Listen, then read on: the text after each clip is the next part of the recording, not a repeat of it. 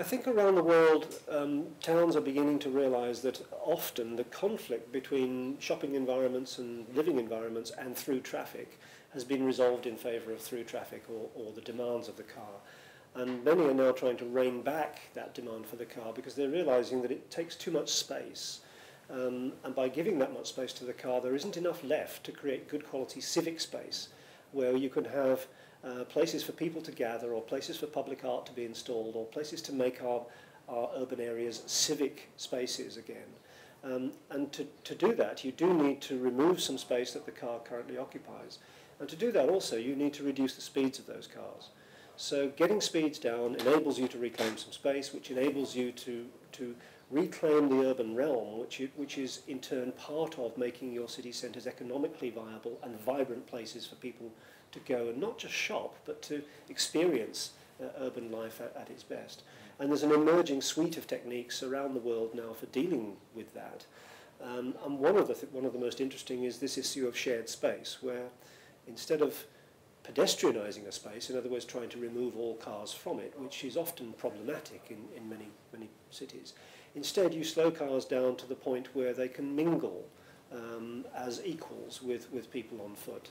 And there's no priority, and people can use the space whether they're walking or cycling or using public transport or driving cars by making eye contact and by using that space with equanimity rather than in a sense of one being dominant and one being subordinate. Yes, but I think the important thing to realise is that many of these, the shared space approaches which are being adopted in many cities now, are not just giving us more safety, which they do, and they're not always necessarily instituted from a traffic perspective, but they actually give us a higher quality public realm.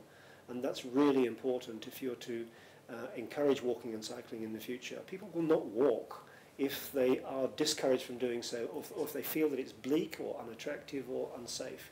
So the higher the quality of the public realm, the more likely people are to walk, and therefore you're going to get this incision in greenhouse gas emissions that we're looking for in the very short term.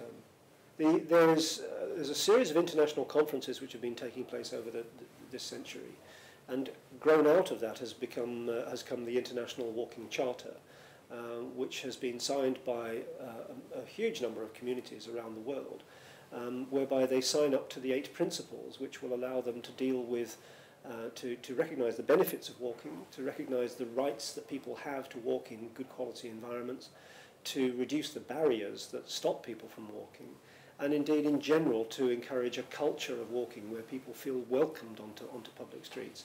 And many communities have signed that charter now, and it's now being taken further into a process of an international walking masterclass where we are looking for cities to become exemplars of good practice in these major principles of designing for walking. So I'm hugely encouraged. There's a tremendous amount happening around the world now, recognising that walking is one of the major solutions to our urban ills and indeed to climate change and peak oil as well.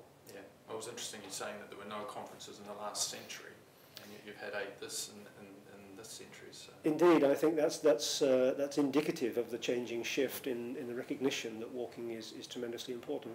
And I think we should set this in the context of the recognition that cycling is also one of those solutions as well, as is public transport to the somewhat longer distances. But the cycling issue, I think, for the most part, cyclists are very well organised and they do have a seat at the table, and they are being listened to, and most towns, I think, are recognising that cycling is part of that solution.